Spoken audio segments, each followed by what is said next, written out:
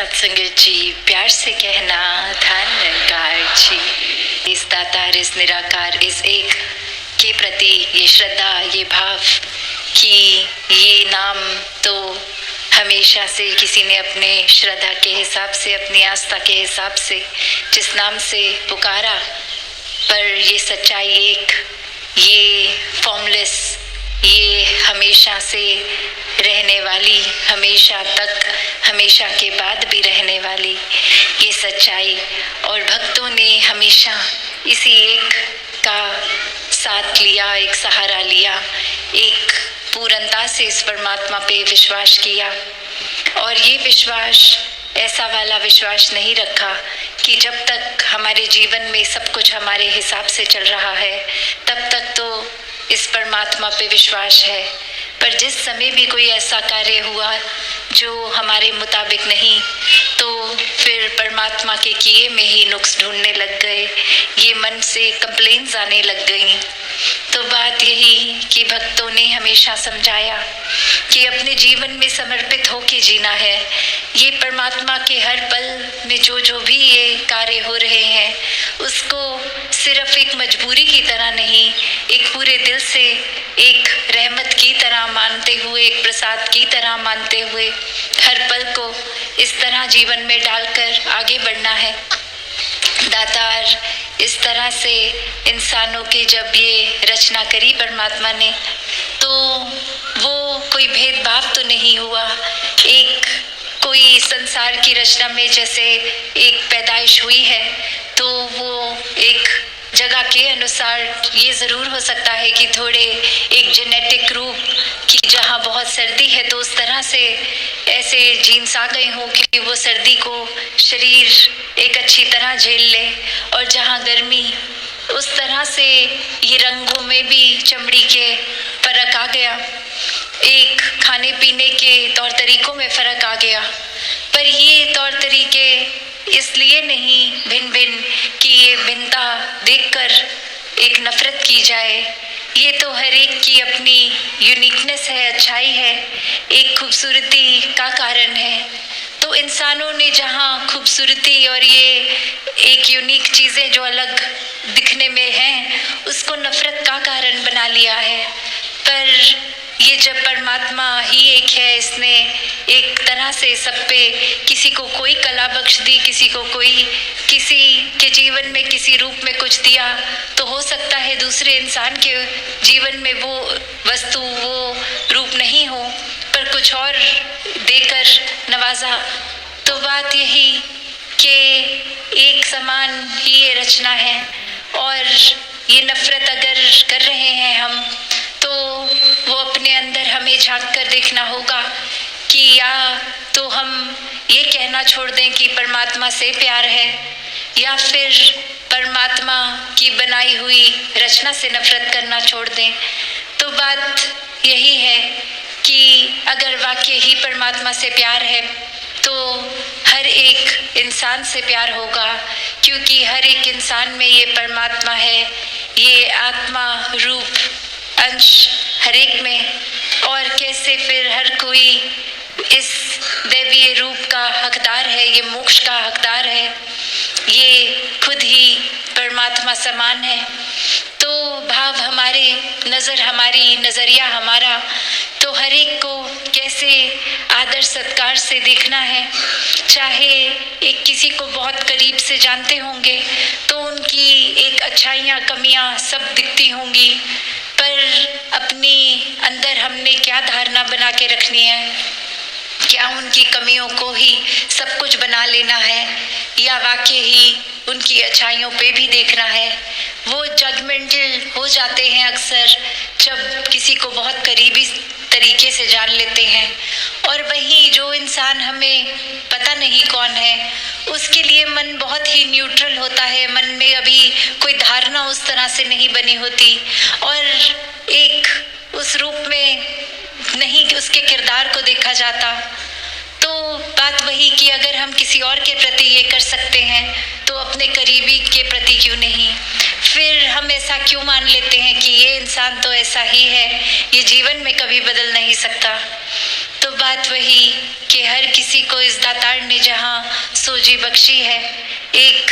उनके स्वभाव में अलग अलग तरीके बख्शे हैं, तो वो स्वभाव शायद हमें पसंद ना भी हो, तो भी ये ज़रूरी नहीं कि हमें पसंद नहीं तो वो स्वभाव गलत स्वभाव है। तो बात यही कि हर एक में एक जब परमात्मा दिखता है तो सभी अपने दिखते हैं, सभी का स्वभाव अच्छा लगता है, सभी पूजनीय लगते हैं। तो ये नज़रिया हमें अपने अंदर लाना होगा कि एक समान, ये समदृष्टि का भाव, कि एक अगर हम चाहते हैं कि हर तरफ सुकून हो, अमन हो, शांति हो, प्यार हो, सत्कार हो, तो वो हमें भाव पहले अपने अंदर लाने होंगे। अगर हम ही वो रिसेप्टिव मोड में ना जाएं कि हम ही एक चीज़ें होते हुए भी महसूस नहीं कर सकते, तो कितनी चीज़ें अच्छी ऐसी आसपास हो रही हैं जो हम अनदेखा कर लेते हैं। वो फिर हम खुद को ही उस तरह एक ऐसी दीवार अपनी रास्ते में खुद बना लेते हैं कि अच्छाइयाँ होते हुए भी हम तक नहीं पहुँच पा रही। और वहीं जहाँ हम खुद के अंदर सारे गुणों को डाल लेंगे तो फिर हम भी तो हर एक तक वो अच्छाइयाँ ही पहुँचाएंगे। फिर एक हम कारण वही बन जाएंगे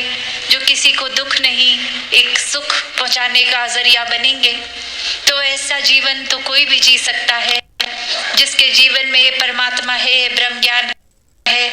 तो एक सफल जीवन, एक मुबारक जीवन, एक वाकई ही मनुष्य के शरीर में होते हुए मनुष्यता झलकाता हुआ जीवन,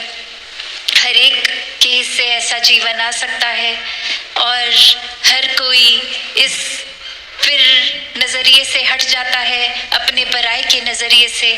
सभी को एक पूरे संसार में जाने अनजाना हर व्यक्ति अपना लगता है।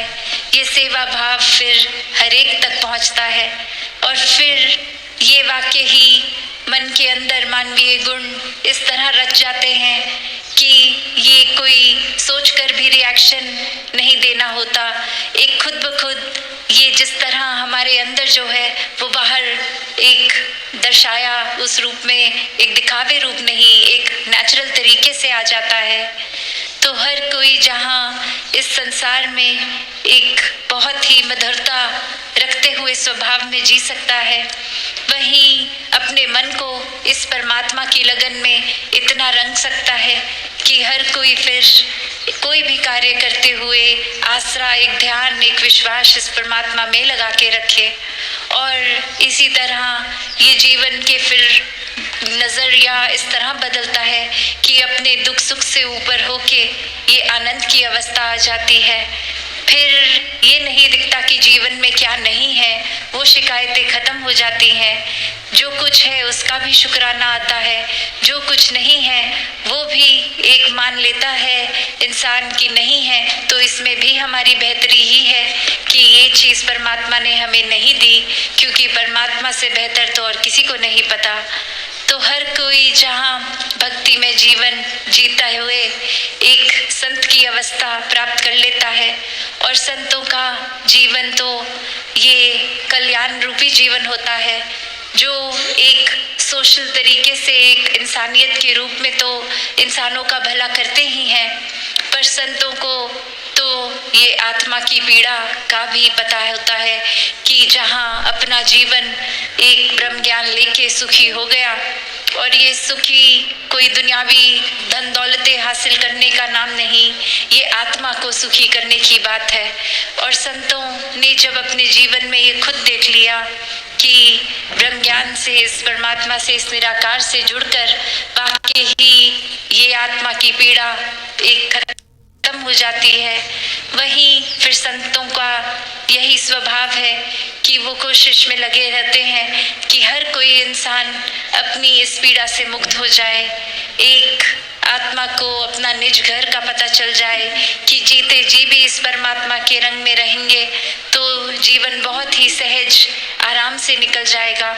और जीते जी ये मुक्ति के हकदार हो के फिर ये भी पता है कि आखिरी श्वास के बाद शरीर का जो भी होना हो होगा, ये कोई रिश्तेदार ये सब देखेंगे, पर ये आत्मा ने कहाँ जाना है, कहाँ से आई है,